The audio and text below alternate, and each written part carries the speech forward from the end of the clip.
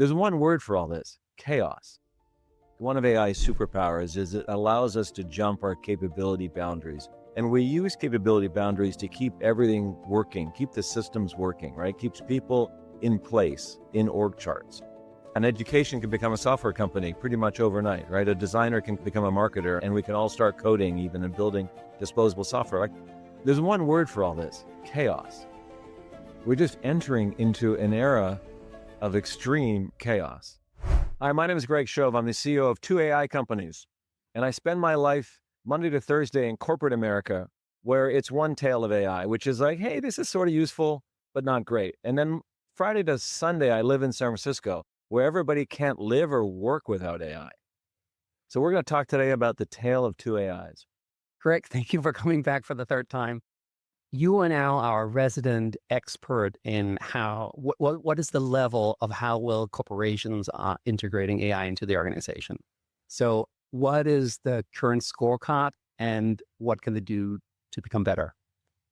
First of all, thank you for inviting me back for the third time. I'm not sure I'm an expert. I don't think any of us are yet. I think we will all know who the experts are in about 10 years. Hopefully by that point, all the AI influencers that are in my LinkedIn feed are gone, and we'll actually have some experts, right? Those who have actually built and transformed with AI. Listen, here's what we're seeing. The grade for enterprise AI adoption is probably C- at best, but for 10 to 15% of the organization, it's A+. I mean, the reality is there's all kinds of ROI from AI. It's not that there isn't any, it's leaking. Say more The about that, ROI, leaking. yeah, the ROI is being kept by the employee. I think that's very true. 10 to 15% of every organization are the growth mindset, are they ambitious, are those that are curious, are those that listen to this podcast. And they figured out AI, whether their employer wanted them to or not. They figured out AI quickly, and they're using it on their, either the official AI that the company's paying for, or their own AI that they're paying for, or maybe they're not even paying for it, because you get great AI for free, as you know. And they're keeping the gains. And of course they should. Do they keep it because they want to, or is it, let me give you an example. We have designers, for example, now that obviously use AI to kind of come up with ideas and also to render and stuff like that. But they also now can write marketing copy for these dog toys, for example, for BarkBox. Now, the issue is, of course, that that's not normally their job. It's the marketing team's job. And so you have this kind of released energy, but it's in the design team, not necessarily in the marketing team.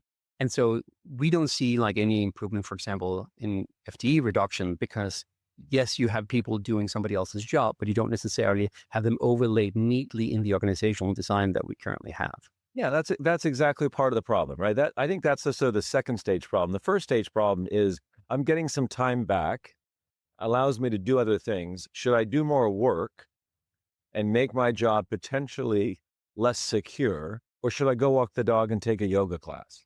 Like every knowledge worker knows how much work they have to do each week in order to be considered a decent or good performer, or even a superstar performer. Like every engineer knows how much code to write in order to be considered a good engineer. We all know this, whether intuitively or even sort of in direct numbers. Like we all know this. And so if AI can help us get that work done sooner, we're going to use AI, at least the ambitious of us are, and the ones who kind of can figure this out. We're going to use AI to get that job done sooner. Basically, listen, remote work gave us Friday afternoons off. AI gives us Friday mornings off.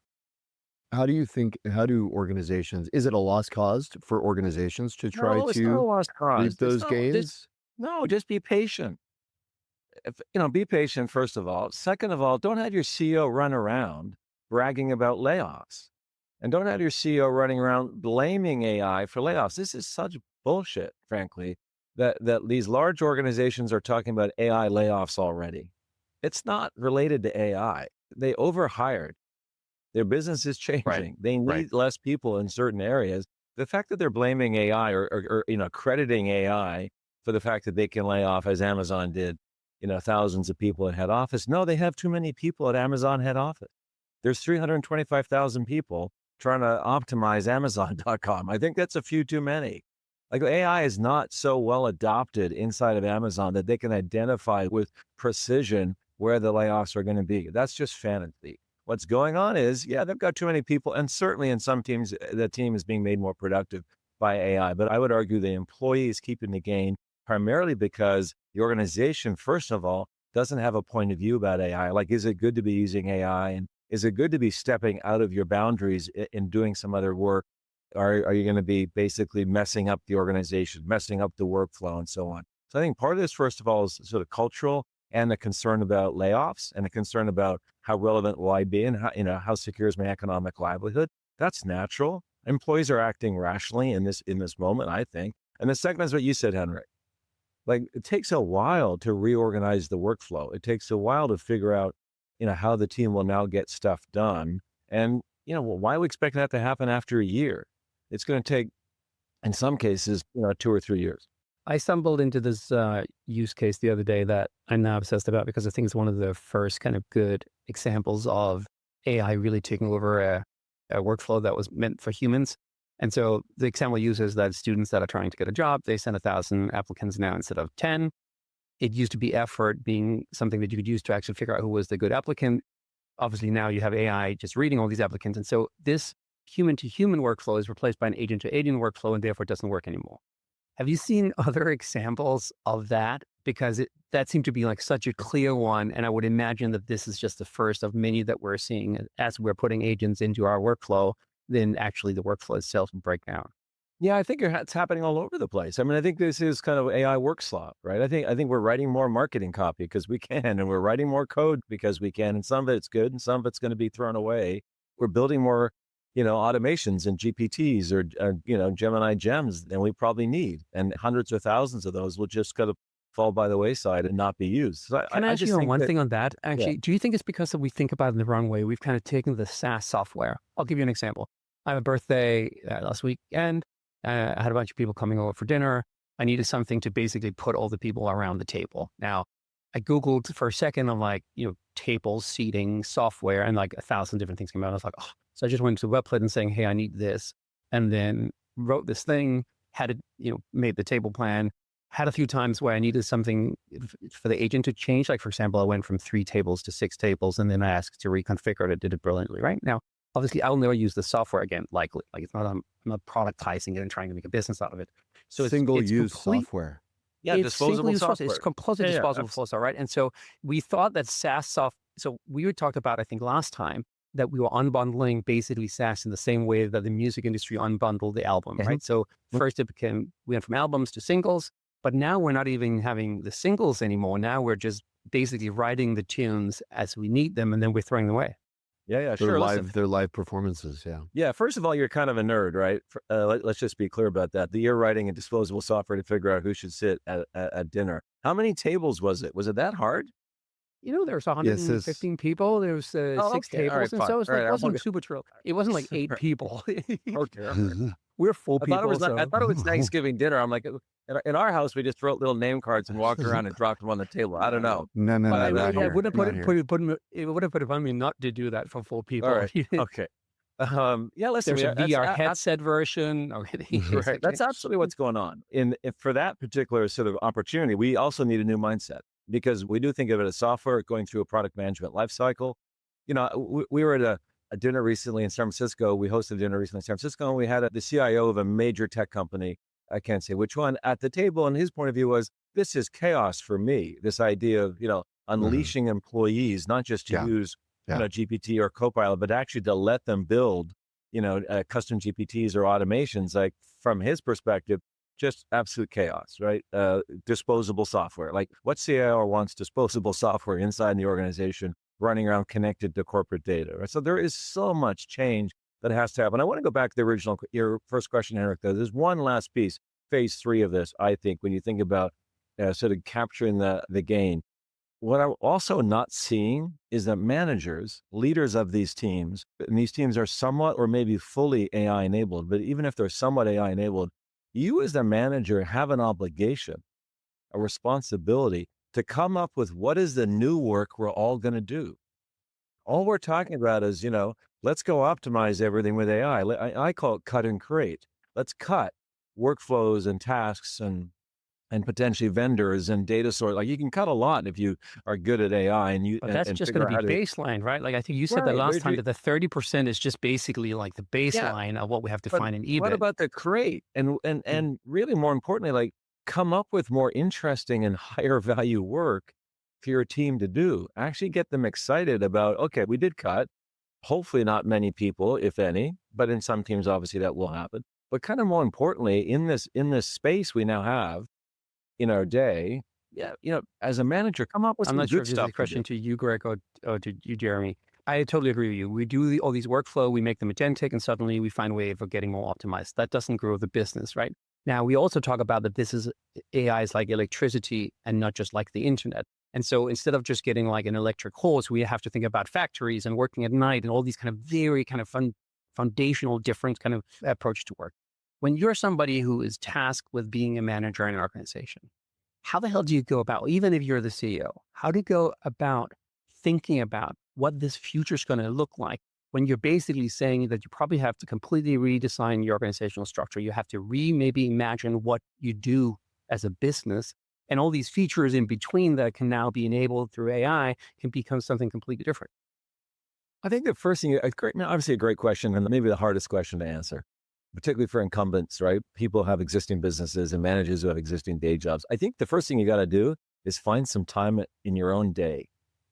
And I think that kind of Google 80-20 rule probably works here. I think you've got to figure out, how do you run your business, your team, your set of tasks and responsibilities in 80% of your week or something like that, and actually carve out real time to think about this, and frankly, turn on your strategic chops, which I think is probably atrophied for a lot of people. This is something we don't probably talk enough about. But to effect this transformation that you just described, Henrik, it's not easy, and it takes quite a bit of thinking and figuring out, what should we do? And yeah, you can go hire McKinsey, I guess, but I'd rather you don't do that.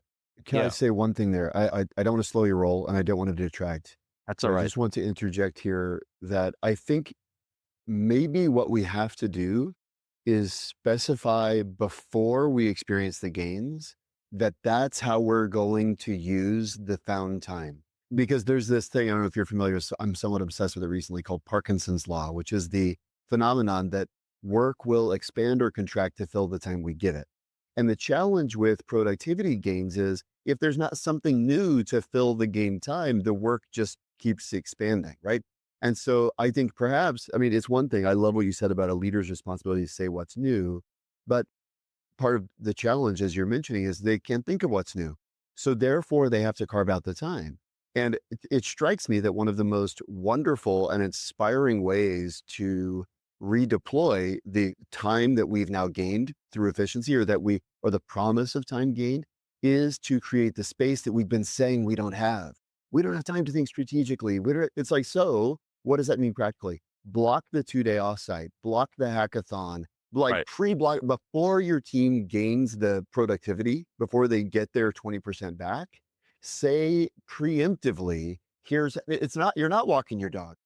We're in La Jolla together as a team, Right. right? Sure. You Yeah. don't block that yoga class because we've got the weekly brainstorming session, right? But you have to. So I think wield the calendar as a weapon. Yeah. That's my Yeah. thought. No, I love it.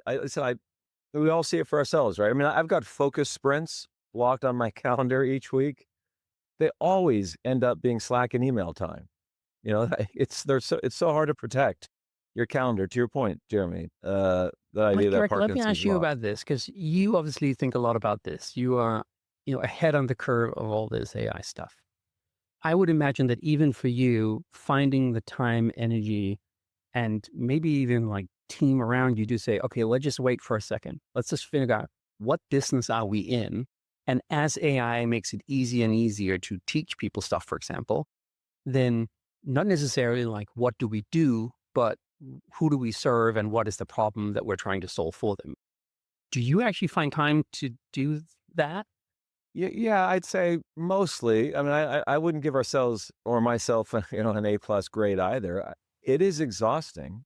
It reminds me of a pivot. Like I've been an entrepreneur long enough to have done a lot of pivots. And if you've done a pivot in a business of any size, but for me, startups, so organizations under 100 employees, they're hard. They're really hard. And they take a lot of mental and physical energy and resilience and so on. It feels like that to me now, Mm, meaning we're not I necessarily sympathize with pivoting that. your business, but that level of effort to sort of rethink and maybe redirect, right? Maybe pivot some part of the business, maybe the business model or the product model, or the service model, whatever it might be. Yeah, we're pretty good at it. Meaning every 6 months we take a hard look at, are we doing the right thing, and what are the metrics actually showing us, and are these metrics or signals valid, or do we need to be more patient and wait? I do worry sometimes that we're moving too quickly. We need more data and a little more sort of market validation, sort of yes or no kind of thing. But yeah, it feels like this is what we want leaders to be doing in this moment, particularly if you're in sort of deep in these industries that are so impacted, obviously, by AI, language intensive, knowledge intensive work. Yeah, but I mean, average manager doesn't really want to do this. They want It to requires the go home. They want to go systems. home and feed Yeah. the kids. I think the issue is also that people are asking these questions as their AI questions, but very fast they become non-AI questions. They become, to your point, strategy questions. And so there's this kind of weird vacuum where everybody's like, okay, let's get more AI into the organization. And then we, learn how to prompt and we start to Right. do agentic workflows. And then I think a lot of people are like, yeah, but to what avail? Like, now Right. soon everybody will be able to do this. So what are we actually doing? And Mhm. then there isn't really kind of like, I think, a terminology of like, we're doing the AI pivot because we kind of have to, right? Or we're doing I the feel AI like pause. I've got to introduce this quote because I just love it. It's been something I've been thinking about a lot. I heard Simon Sinek say, who, by the way, I largely disagree with on the topic of AI. Let the record reflect. I don't agree with him. But one thing I really resonated with, and I know you too will, but I think it has implications on the enterprise question. He said the difference between a startup and an enterprise is a startup's ambitions lie beyond its grasp, and an enterprise's ambitions lie within its reach. And I think fundamentally we have an ambition problem. The reason managers are going home is because they aren't inspired by a new vision that's so unattainable they can't afford to go home. Yeah. First of all, I love the quote. Wish I'd come up with that. And they're not rewarded, right? They're not incented to think that way, Exactly. Jeremy. I mean, They aren't aligned in creating that long-term value. that just creates risk for them. Like, Yeah. whoever said go experiment and fail and sort of adopt or accept a lot of failures inside of a large organization? No one. In a startup, that's all you do. Otherwise, Uh-huh. you don't survive. You don't Uh-huh. make it to the next month, right? So, Uh-huh. yeah, I think the reality is for large organizations or mid-sized organizations, something's going to have to break for them. And it's usually something like your largest customer calls. This is what we're seeing and hearing, for example, in the media, kind of advertising agency, creative services, all that part of industry. What we're hearing more and more is clients saying to their vendors, their suppliers, we're going to pre-negotiate now. By the way, like has happened in manufacturing for 25 years, we're going to pre-negotiate our discounts every year because we know you're getting cost savings from AI. And so we want those cost savings built into our contract because you want us to sign a 3 to 5 year contract. So we're going to see prices drop every year, let's say by 10%, because you're going to get those gains on your side because you're going to effectively deploy AI. That's what, for example, That's advertisers. forcing. Yeah, they're Yeah. forcing, right? And all of a Yeah. sudden, it's like, oh shit, right? Like my best customers are starting to pre-negotiate. Law firms will start to see this from their largest clients. They're going to start to see their largest clients saying, no, we want built-in price decreases, just like General Motors has done for the last 20 years with all their, component suppliers. Because the assumption was you'll deploy automation on the manufacturing floor and get these advantages in terms of cost. You're going to pass them on to us because we're a long-term customer and we're signing a long-term agreement. So that basically supply chain behavior is coming to knowledge work. So we're going to need shocks like that. The loss of these customers, basically it's got to hit the EPS. It's got to hit the income statement in some way. Opportunity is not enough typically for incumbents to move. Sometimes it is, but it's more the cost, right? Why is that? Yeah, just Can we just stay on that for a second? because of the risk, right? Just because to go chase that opportunity is tough. You've got to build a team that behaves like an entrepreneurial team, right? Behaves like a startup. You got to provide capital more than Do you you think ever that's just wanted. how the future is for organizations, that they need these, SEAL teams rather than these army Yeah, divisions? yeah, I think that's right. And even then, are you willing to stick with the SEAL team long enough and tolerate their failure? Look at Mary Barra at General Motors. You've probably talked about her before. Like the fact that she bought Cruise and then poured in billions of dollars, and the thing was a dry hole, right? It was a bust.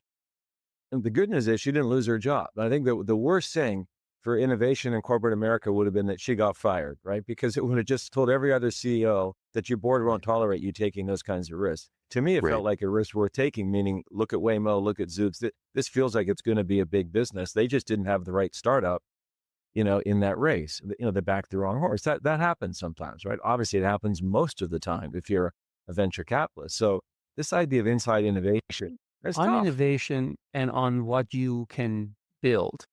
We had Dan Shipper on at one point, and obviously, having been part of the kind of like spinning out that company from Pre-Hype, attracted quite a lot. And what's interesting was Dan is doing is that he's kind of like untethered to what he makes, right? He creates software, he creates podcasts, he's a little bit. Do you think that we're seeing these multimodal companies kind of emerge? And will some of these bigger companies also need, like you're the same thing, right? You do education, but you do software and you have, this new thing that help you figure out what to do. And it's quote unquote all over the place. Is that the new normal? I think it might be the new normal to get started. Let's at the same time, we're going to need like the basics done well, right? You can't be playing in 5 different games and probably winning all of them at once. So I think maybe at a certain stage, the new normal is you're not bound by capability boundaries. I do think one of AI's superpowers is it allows us to jump our capability boundaries. And we use capability boundaries to keep everything working, keep the systems working, right? Keeps people in place in org charts. Oh, you do that job, you can't do that job. Can I To your challenge earlier you on comment. that specific one? Yeah. Don't you think that one of the issues with that statement is that we are so used to think of a world of scarcity? We don't have time, we don't have people, we don't have money. And suddenly the issue is that we need to learn how to think completely in abundance terms.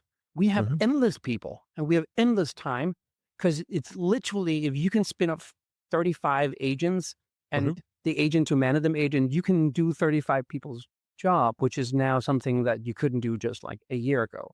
I don't know if I believe this, but like, could the statement be that the issue is that we have not learned how to work like a NVIDIA processors yet? We can't have all these systems running at the same time. We're used to parallel process. And it's like for us to Yeah, unlock no, this yeah, new technology, we have to unlock yeah. ourselves. Yeah, no, I'm agreeing with you. I'm saying that AI superpowers allow us to jump capability boundaries, but it's going to be hard for the system to accommodate that because the systems are pretty rigid. And this idea that you're not bound by your time, you're not bound by your intellectual capacity, you're not bound by your capabilities, both individually and organizationally. Like, I think what's really going to happen is organizations will jump these capability boundaries, some of them Mm. faster. And so to your point, Not right, just an education, individuals. Yeah. yeah, an education can become a software company pretty much overnight, right? A designer can become a marketer, and we can all start coding even and building disposable software. Like there's one word for all this: chaos. Hmm. We're just entering into an era of extreme chaos. And organizations are designed basically to reduce risk, Reduce, reduce yeah, reduce risk, variation, to reduce manage chaos. chaos. Yeah, Yeah. because the organizations are designed to deliver earnings on a quarterly basis. Mhm. Right. Predictability.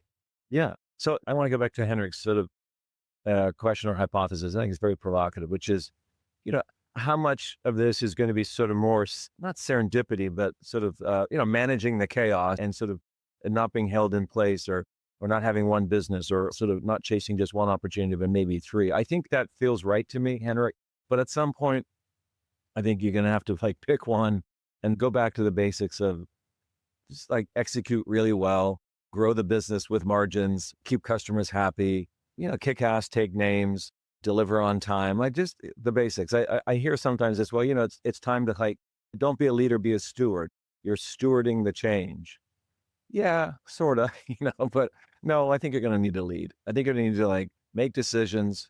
I'm still torn though on that. I mean, like I think all logic has always been, I've done incubation for a long time, right, as well. And you do portfolio entrepreneurship until something starts to kind of pop off and then you just chase that down the rabbit hole, right?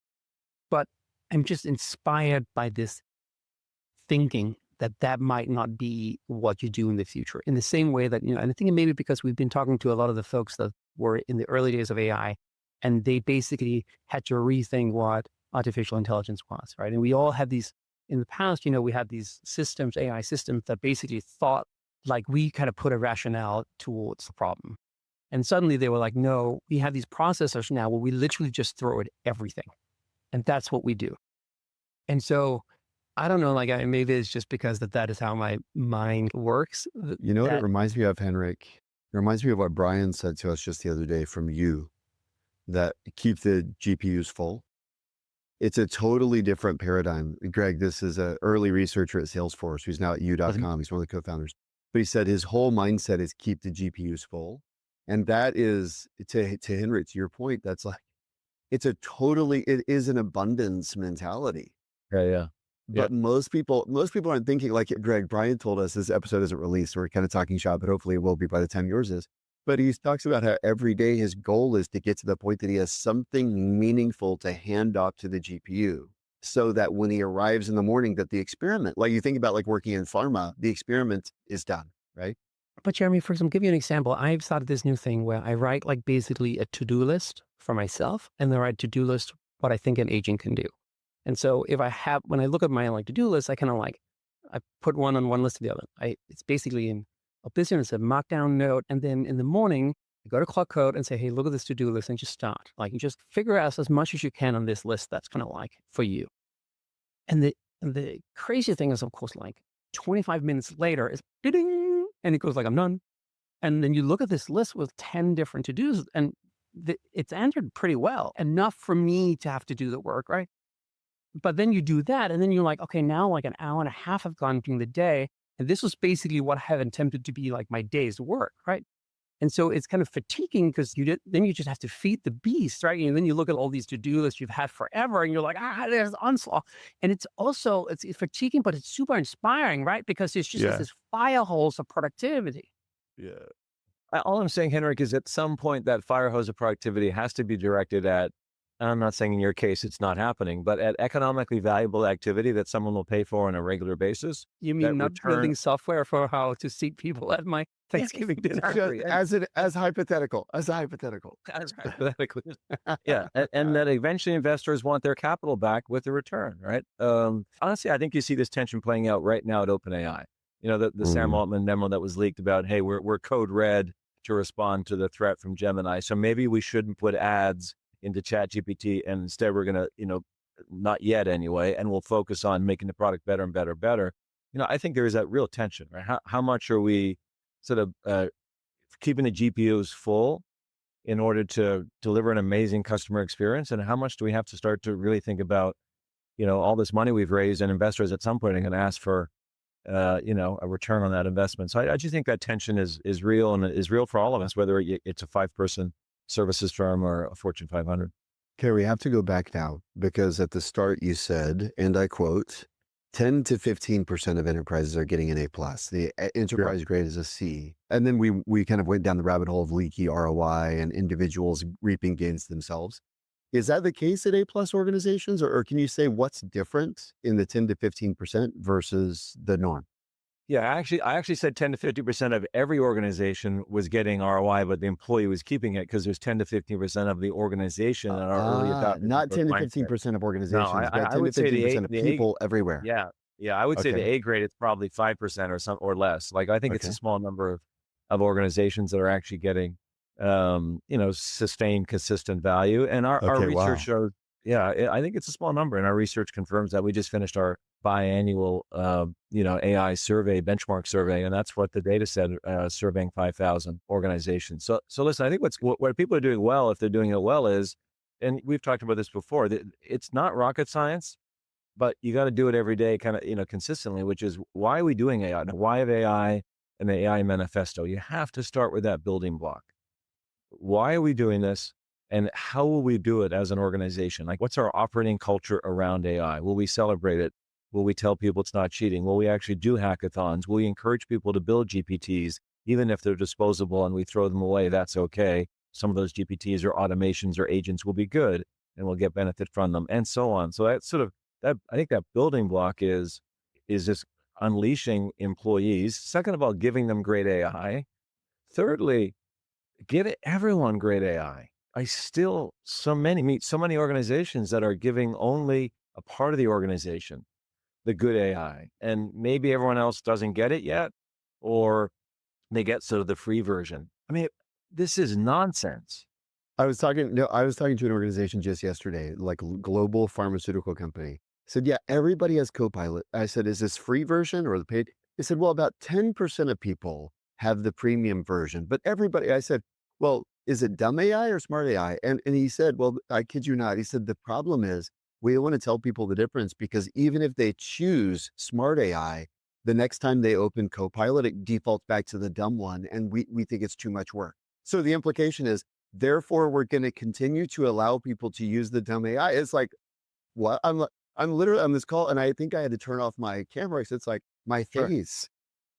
This is what's going on in corporate America, right? And there's cost reasons for that, like the good AI costs more money, and they don't trust their employees to use it the right way or get the value from the good AI. So just give them the free AI. It's the basics. That's why most employees, and in our survey, this is what the data said, are using AI to summarize emails. Basic use cases. Yeah, listen. As a parent, as a parent of two kids, would you give one kid AI and one kid not? And say, hey, both do Great well at school, question. but We should do that, an A/B test. Do you think my sons would yeah, enjoy that if I'm on your like, own kid. Yeah, good luck with that. See if you're, What a see, great question. I mean, by the way, I mean, seriously, everybody can yeah, relate to that. like That's you'd beautiful. ever do that? Like as a CEO, you think this is the right thing to do? Give some of your organization good AI, like you're special. And by the way, those people with the good AI are going to work with people who have the dumb AI. Like this is going to be in the meeting, they're going to figure this out. Oh, you give marketing good AI and give sales the dumb AI. Well, Right. I think those teams work together all the time. I think they're going to figure out at some point what's going on. And, it's just, so what do you what I think can, is the best advice to the folks that are getting to the point where they would like to give people access to what's called N8N or Replit or Lovable or like something that is a little bit more meaty than your Copilot? And yeah, I was kind of stuck by your question of the chief technology officer just getting panicked about this idea that somebody could sit there and code internally the organization with real data. yeah, Is I that don't an think, experimentation you would dare, or what do you think about it? well, if you've got 75% weekly active usage on Copilot, sure. If you've built all your, Copilot studios or all your automations and you're kind of running out of gas with your existing sort of investments and you have employees wanting more, yeah, sure. We don't need that. You don't need to buy more AI. We routinely talk to prospects, companies that have bought 3, 4, 5, 7, 9 different enterprise AI tools, have deployed them, air quotation marks, which means they turned them on and did Right. a CEO email and maybe one lunch and learn, and no one's using any of it. Like, let's lay a really solid foundation, and a really solid foundation is getting most of the organization using AI for more than summarizing your email and doing that on a regular basis, which in my mind is weekly and should, of course, become daily. This is the standard we're aiming for. If you want to be a super company, which is really the only companies that will attract investor capital in the next decade are super companies. And this is how super companies behave. Most super companies are startups because it's so much easier to build a super company from day one. It's so much harder to take a company, a legacy firm, an existing organization, and turn it into a super company. But it's clear super companies will win. Super companies will attract all the capital, and their market caps will reflect the fact they're super companies. So that's what we have to become, and that's how super companies behave. Everybody gets great AI. There's no discrimination inside the organization. They're encouraged to use it, and they lay that very solid foundation. Because before giving them the tools to build agents, let them understand their workflows and which workflows can actually leverage an agent. And so in my mind, a little bit more crawling before you run. But listen, I get it. It's easy to buy software. If you're a And can I CEO and you just, don't, being of buying software, you had a new feature come out, which I was fascinated about. And as I understand it, you were trying to solve the problem that a lot of people go, hey, I have all these workflows in my life, but I don't really know how to make them agentic. I don't know yeah, how to add AI sure. to it. Yeah. Could you walk me through a little bit? What is the diagnostics that you found out to do on people that come in with that problem?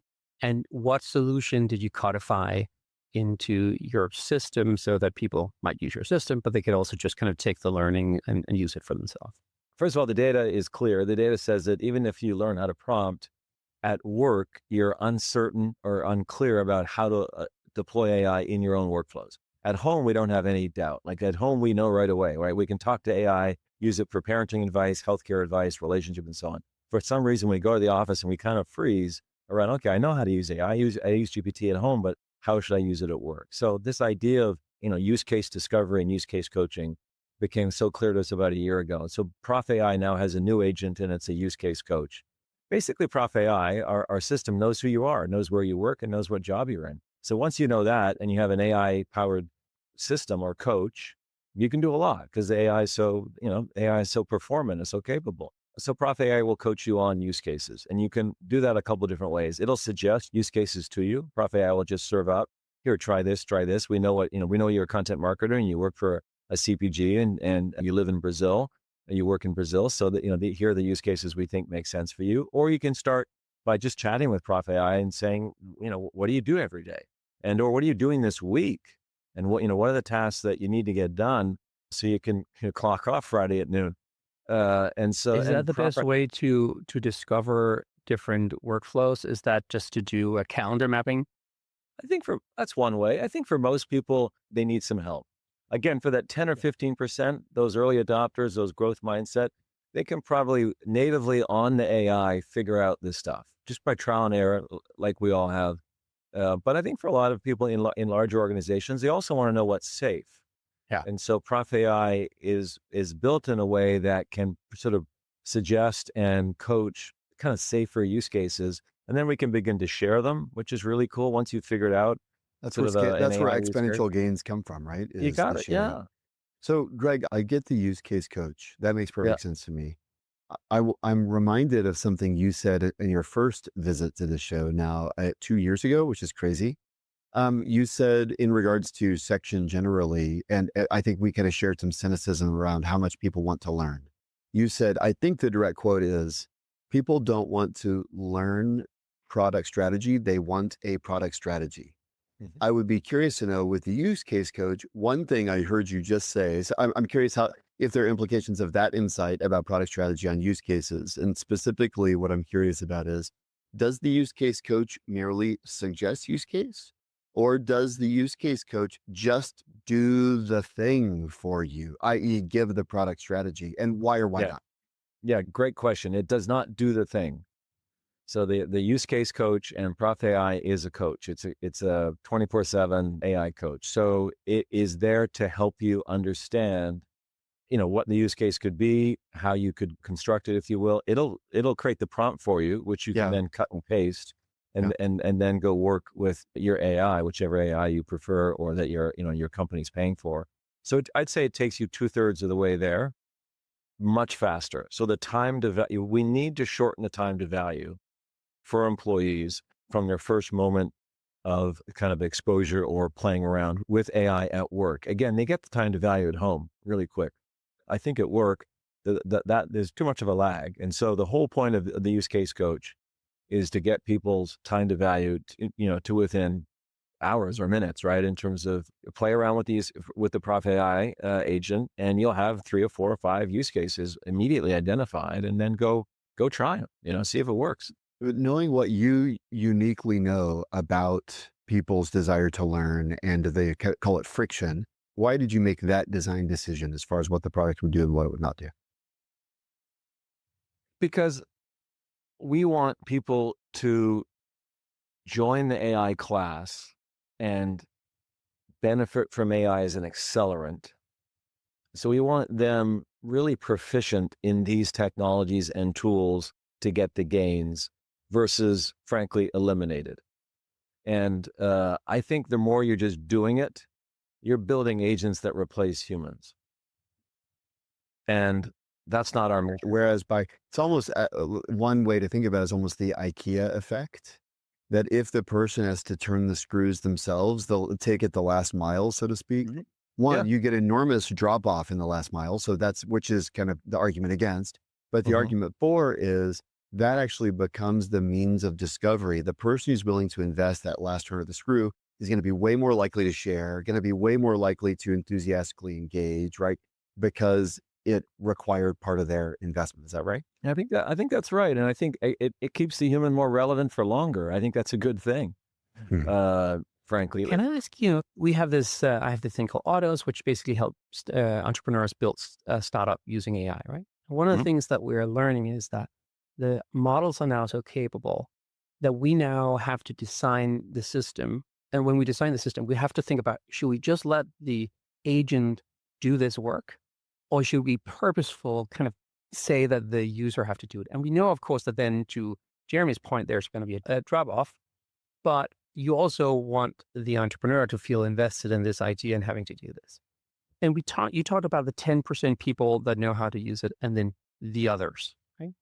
Where are you? And Jeremy and I had this conversation the other day. Where are you on the teachability of the 90% versus the Iron Man suit that we're now handing to the 10%?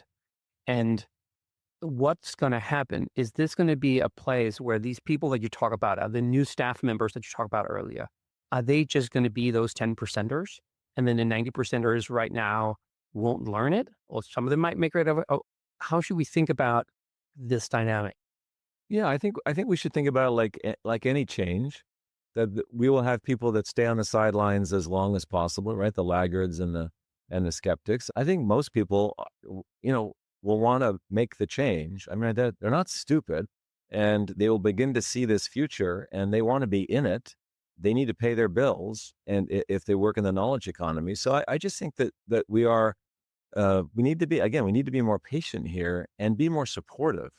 Yeah, we can use occasionally the stick if you're a CEO. Like, if you don't make this change, you're not going to have a job here. Yeah, in some places and some moments that might work, but we have to do a lot Do more. you think is this the leaders now having the social media moment where there is the point where we owe it to each other, community, society, morality, to have more patience with people and help everybody understand how to use these tools? Yeah, Because you're a capitalist, right? I reminded you for our last conversation. Like, so how should we compute this at this point as leaders? I think we should be impatient but supportive. I think we should be demanding but supportive. Like, particularly if we're in a company or industry that is in the crosshairs of AI, then the clock is ticking. It never happens as fast as sort of the media might suggest in terms of the disruption. But then when it does happen, it happens. It feels like suddenly and but more dramatically. So if you are in the crosshairs, whether you're a legal firm or a management consultant or a data services firm, this is coming and it's probably accelerating at this point. And then when you get caught by surprise, you can have a hard time recovering. So I think as a CEO, we need to be demanding and patient and sort of ambitious, but we need to put in the support required. Yeah, I think it's okay to say this is a shared responsibility. I, as a CEO of the organization, can't do everything. You have to show up with a level of your own ambition and your own effort, to kind of to turn the corner on this AI thing. But, we have to do it together, and we have to do it relatively quickly. But we'll support you. We'll provide the coaching. We'll provide the best tools. We'll provide the managers with the training they need to actually, get their teams to be AI enabled and then use that time in a better way. And so a lot has to happen here. And again, it's just so much easier doing it with a new company, with a new organization versus, applying it to an existing one. But I think we need to be impatient but supportive. And I think employees own this responsibility. I believe it's shared. We got to get our head in this game, though. Otherwise, I think we won't know how to react. To your point, we won't know how to react and work with these AIs where we maintain our value add as humans. And maybe it's just that we will have to change. I mean, Nicholas, my business partner, he made this point yesterday, that sometimes there is elements in the body, like the spleen, that doesn't really do anything. And until that it breaks, and then you have to go and operate it out. But when it goes wrong, you have to operate it real fast, right? And so maybe increasingly it is okay to think of us as an architect for these agents.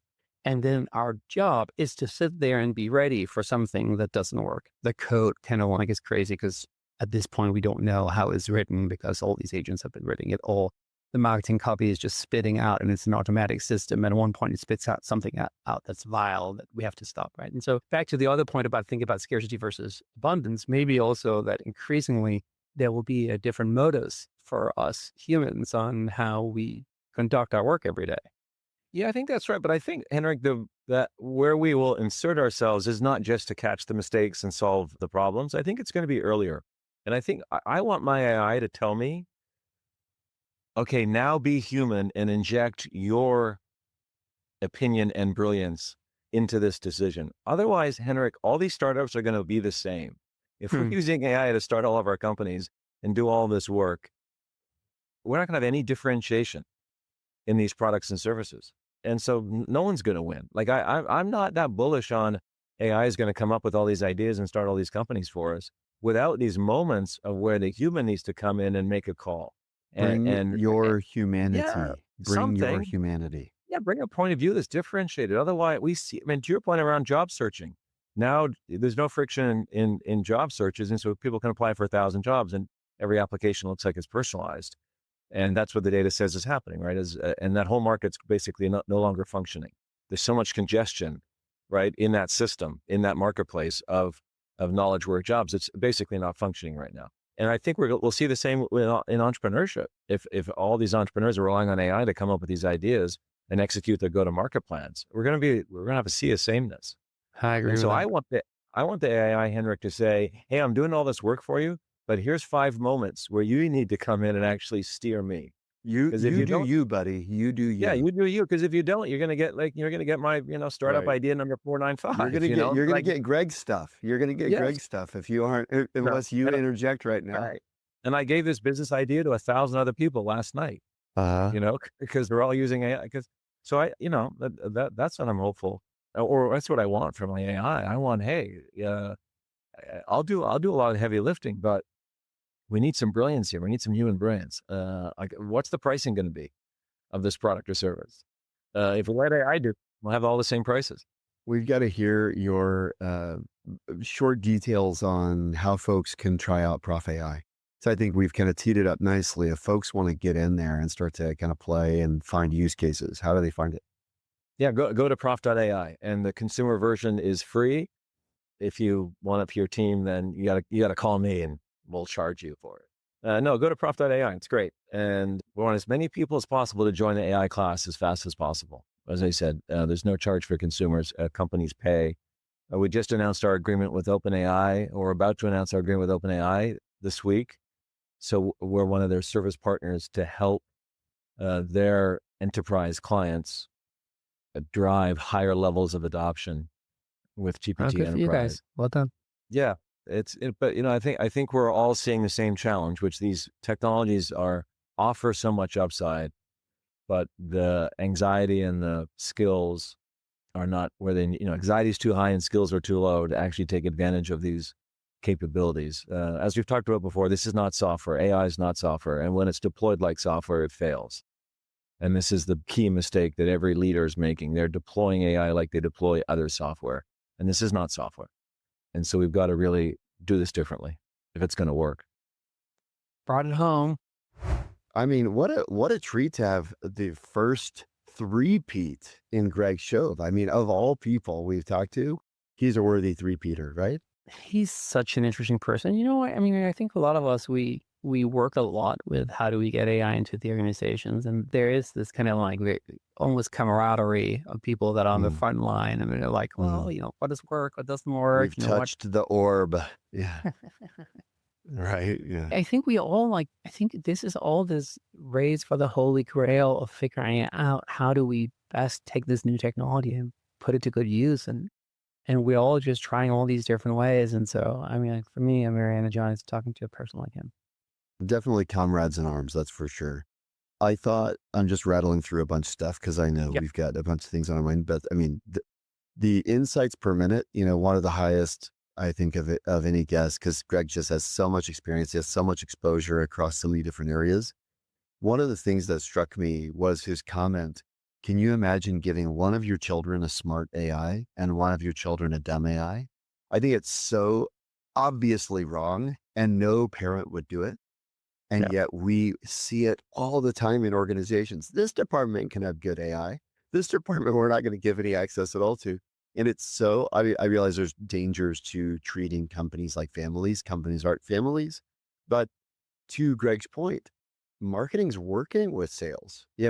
operations and product development they're going to know if one department has dumb AI, they know it.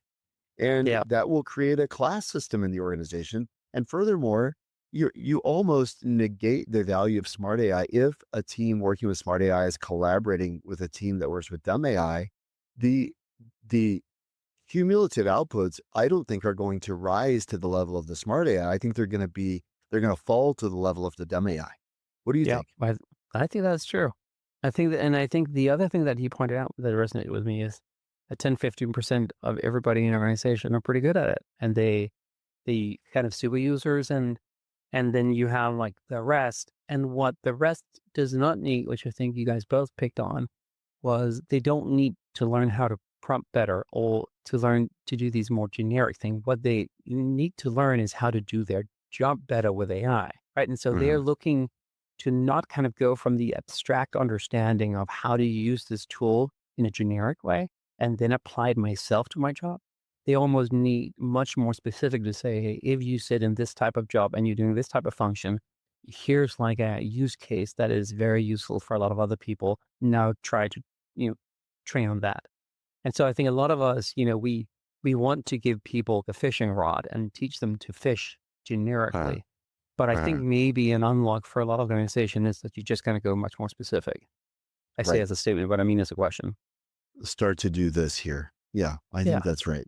And I really like your comment. I don't know if you realize you were making it, but the comment that the goal isn't to learn AI. The goal is to be even more effective in your work.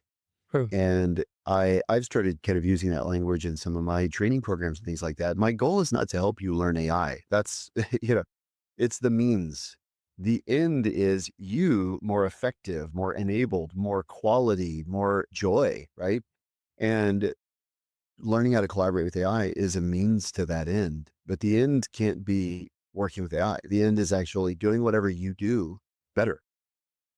And then I think the second thing which I'm stuck on, and I think you mentioned it also in one of the other episodes, but it is interesting, is when people start to become more efficient or even a little bit better doing their job with AI, where does that extra time, energy, Uh, where does that go?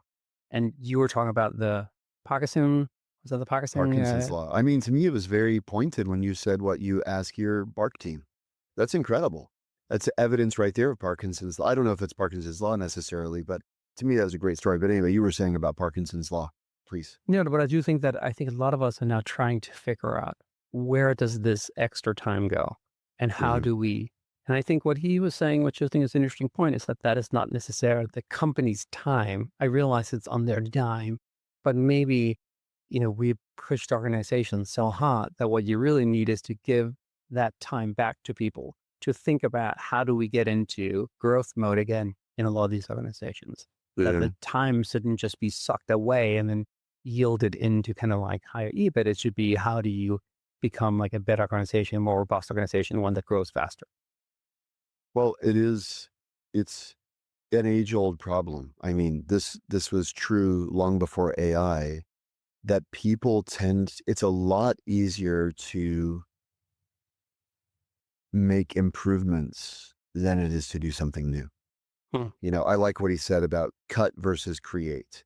And you think about cutting as it's Six Sigma, it's process, it's standardization, and folks that's a kind of a known area. And solving a known problem is a lot harder than identifying a new problem and creating from whole cloth. It's a very different challenge. And so, this, in a way, AI is bringing to a fine point the classic challenge of explore and exploit. Hmm. Organizations, I mean, that's like Jim March's theory from the 70s. Organizations are designed to exploit. That's their job, to exploit an existing market, existing capabilities, existing resources, et cetera. And that's at odds with exploration. And the way you deploy resources when you're exploring is different. And I love March's kind of classic line. He says the organization that only exploits generally suffers obsolescence, is to say they go bankrupt, right? But it's really hard. I mean, that's where, but maybe, we talked about having experts on the pod, maybe an interesting expert, Henrik, I'm just riffing real time here, not to make any promises to our audience, but my good friend and hero, Charles O'Reilly, he's the author of Organizational Ambidexterity. I mean, it's the kind of the quote unquote solution to the innovator's dilemma, so to speak. But he's a really interesting thought leader. And he and I have created a new AI course at Stanford, which is probably coming out in February-ish. But he was being an interesting expert, not because of his knowledge of AI, but because of his deep understanding of this fundamental tension. And the AI moment is bringing that tension to a fine point. And it's exposing, I would say, maybe to come back to our conversation with Greg, it's exposing how little tooling individuals and organizations have around exploration. I think that's a super interesting point, and I think very, very good observation that is probably it's kind of like the thing that people are not seeing yet, which is Mhm. all these tools makes basically the factory work, and all this factory work that people have been doing can increasingly be done with agent. And so what is left, and that is the exploration, but the exploration doesn't really have a rule book. I realize there's innovation experts like yourself, but most of the time, that's not what most of the Right, organizations spend any time on. But now right. maybe they Now can, you maybe they can. should, and that And if you maybe you don't, need I to. mean, it's a race to the bottom, right? You can Yeah, only exploit, become so much more efficient before you're yeah, basically at razor thin margins and like you're cutting into bone. Like there's nothing left. There's no more fat to trim. And yeah. so if your expertise is trimming the fat, eventually you're putting yourself out of business. I would be remiss if we didn't also mention one of the other things Greg mentioned to us, his emphasis on manifestos. Mhm. He mentioned, super companies. I wrote down three things. They have a manifesto, why AI. They give people access to great AI. And then 30 said everyone has access. And on that point around manifestos, I just as a simple data point, because I really wanted to validate that statement. I was at a retreat of maybe 50 private equity CEOs a couple weeks ago. I did a similar, by the way, I've seen these findings I'm about to share replicated. I had a similar retreat among a bunch of CFOs and COOs. And at each of those three environments, I gave them, I call it my 26-point diagnostic. What are the key elements that need to be a part of an effective Gen AI powered transformation? And two of those elements are relevant to this conversation. One is, has the CEO written an AI manifesto? And two, has the organization established clear governance guidelines regarding use? Okay. Mm. In each of these environments, both with CEOs and separately CFOs and separately COOs, a very clear pattern emerged, which is most organizations have a clear governance policy, and very few organizations have a leader who's crafted a bold ambition. Yeah. And all organizations are wondering, why are our people stalling out? And I actually put the data on the slide, data from the room. So not like general data, but actual, y'all just said this. And I put it on the room. And I kind of, I mean, I lovingly, lightheartedly make fun of them. Like, wait, you guys are wondering why people are stalling out when 90% of you said we've told people what they're not allowed to do. And 10% of you have said, I've told people what I hope they do. Is there any wonder why people are Yeah, stalling no, out? it's a good Right. point. But it's a little bit of the micro version of the same picture, which is, we know how to exploit, we don't know how to explore. Uh-huh. And Uh-huh. that is going to be such a important part of living in an AI world where exploitation becomes cheaper and cheaper because the machines are very good at doing machine type work.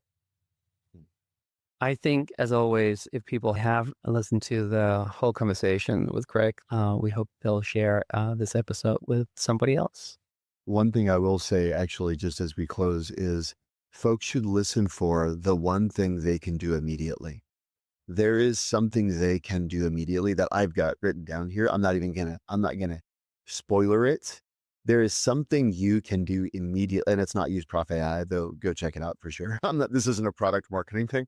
Um, you can actually do something immediately. And I'll just say this, it involves your calendar. That's all I'll say. Okay. And with With that, that, bye bye. bye bye.